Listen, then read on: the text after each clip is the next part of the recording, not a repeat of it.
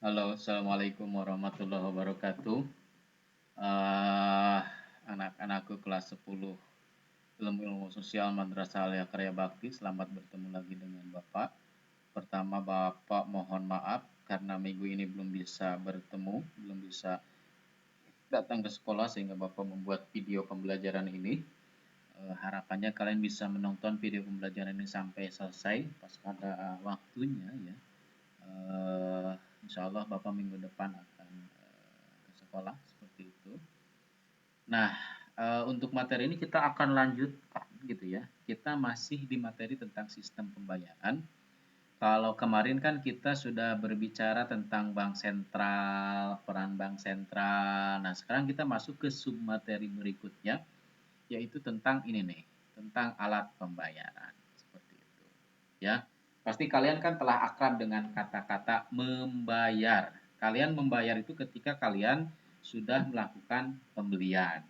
Misalkan kalian beli bala-bala di Ciwiyun atau kalian beli seblak di Teh Neng atau kalian beli jus di kantin Pak Alimin ya seperti itu pasti kalian harus menemukan uang. Nah itu yang disebut dengan membeli ya atau kalian membayarnya dengan uang. Itu yang uang itu adalah alat pembayaran. Tapi kalian harus tahu bahwa sebelum ada uang transaksi atau pertukaran barang itu telah terjadi juga. Gitu. Tapi bukan dengan uang, dengan sistem barter di mana misalkan beras ditukar dengan apa? Dengan ayam gitu ya.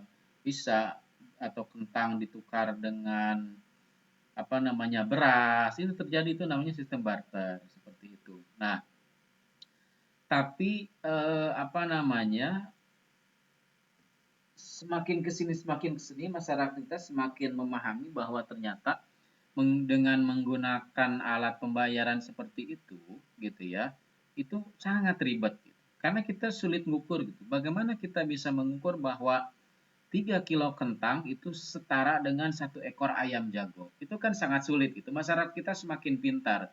Sehingga kemudian ayolah kita bikin satu alat yang kemudian bisa mengatasi itu semua dan praktis.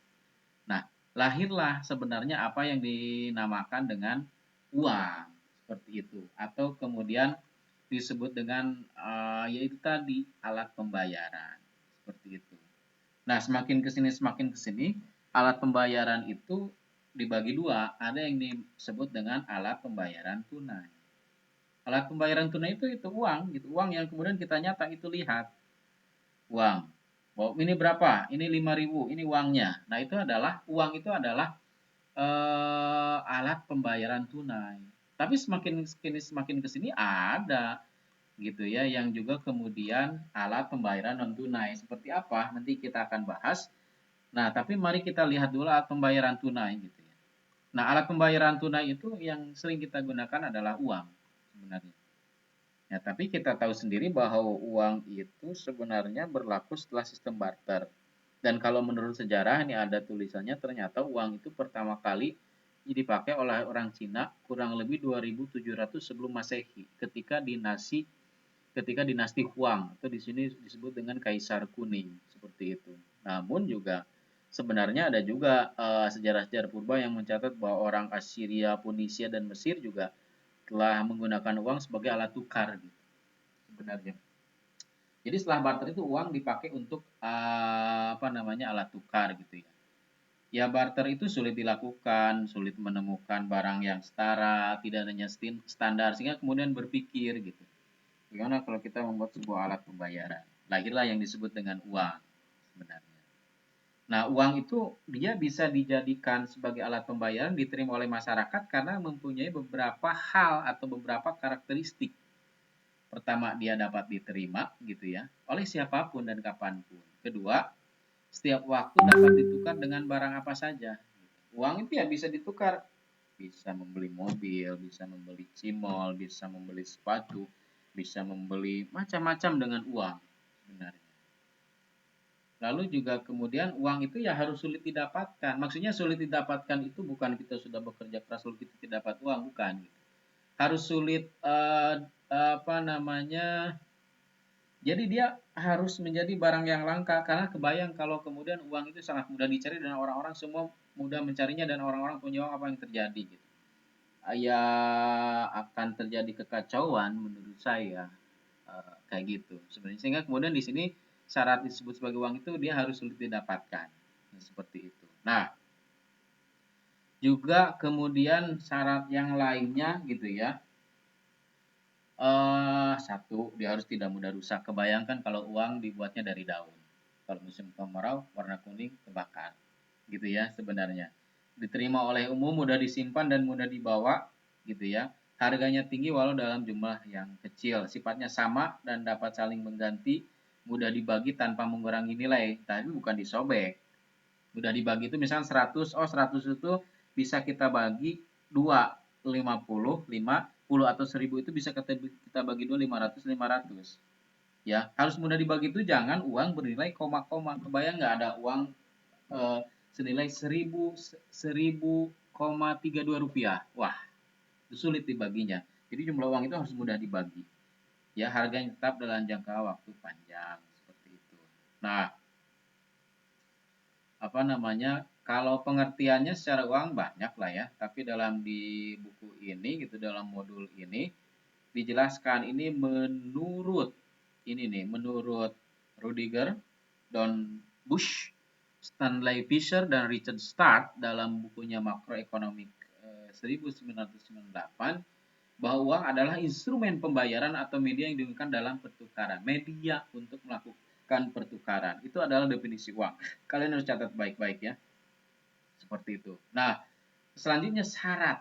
Sesuatu disebut uang itu harus ada 2 syarat. Pertama adalah persyaratan psikologis, yaitu benda tersebut harus dapat memuaskan bermacam-macam keinginan dari orang yang memilikinya, sehingga semua orang mampu mengakui dan menerimanya. Jadi uang itu harus memuaskan keinginan yang punya uang, gitu sebenarnya. Dan kepuasan orang itu akhirnya dinilai dengan berapa jumlah uang yang dimiliki pada pada prosesnya, seperti itu. Lalu ada hal-hal teknis nih. Satu, dia harus tahan lama dan tidak mudah rusak. Tadi udah saya jelasin bagaimana kalau uang itu ternyata dibuat dari daun. Wah, repot. Mudah dibagi, mudah disimpan. Nah, ini uang itu harus mudah disimpan gitu. Kebayang kalau kita mau memasukkan uang ke dompet kita, tapi uangnya segede pantok, segede pintu, itu nggak akan bisa, ya. Atau uang segede buku gitu. Makanya yang namanya uang itu dia harus mudah disimpan dan dibawa. Nilainya relatif stabil, jumlahnya tidak berlebihan, terdiri atas berbagai nominal, 100, 500, tidak satu sebenarnya. Harganya tetap dalam jangka panjang. Nah, kalau lihat fungsinya uang itu ada dua. Ada beberapa. Yang pertama adalah fungsi asli dan fungsi turunan, gitu ya. Fungsi asli itu apa? Ya aslinya gitu. Fungsi aslinya adalah fungsi primer uang, gitu ya. Dia sebagai alat tukar, dia sebagai satuan hitung. Seperti apa satuan hitung itu? Misalkan ini ada cimol, gitu ya. Cimol ini harganya satu kresek adalah 1000. Nah, itu fungsi yang disebut dengan uang sebagai satuan hitung. Sebagai satuan, gitu. Patokan untuk menghitung mungkin bahasa kita. Nah, fungsi turunnya adalah sebagai alat pembayaran yang sah, juga kemudian ini nih, sebagai alat penyimpan kekayaan. Kok bisa? Ya bisa. Kalau kita bisa punya uang yang banyak, kita simpan di bank dan kita tidak gunakan untuk transaksi, itulah fungsi turunan uang gitu ya, sebagai alat penyimpan kekayaan. Pendorong kegiatan ekonomi jelas, standar pencicilan utang ya gitu. Pastilah kalian mudah memahami. Jenis uang. Pertama, jenis uang itu ada yang disebut dengan uang kartal, ya, seperti itu. Gitu ya. Uang kartal itu adalah dia uang yang beredar di masyarakat. Ada uang logam gitu ya. Ada kemudian uang tandap di sini adalah uang yang dapat dipakai sebagai alat pembayaran dengan nilai nominal yang tidak sama dengan nilai intrinsiknya. Karena ada nilai nominal ya, nilai nominal uang sama dengan nilai intrinsiknya, nilai bahannya. Misalkan kita mendapati uang logam. Uang logam itu bahannya menghabiskan uang sebanyak misalkan 10.000 dan tertera di uang itu ini adalah uang nominal 10.000 gitu ya. Itu yang disebut dengan mata uang standar. Tapi ada juga yang dia misalkan pembuatannya 1000 tapi koinnya 500. Nah, misalkan yang lihat di gambarnya, ini ada senilai 1000, tapi bisa jadi nilai pembuatannya bisa tidak 1000, bisa lebih atau kemudian bisa kurang. Itu disebut dengan mata uang tandap atau token money, seperti itu. Ada juga kemudian uang kertas. Pastilah, ini contohnya uang kertas lah ya, seperti itu. Nah, selanjutnya ini yang agak beda, ada yang disebut dengan uang giral.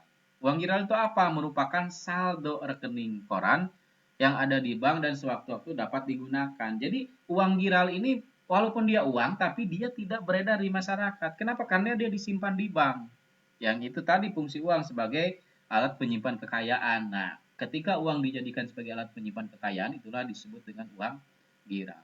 Oke?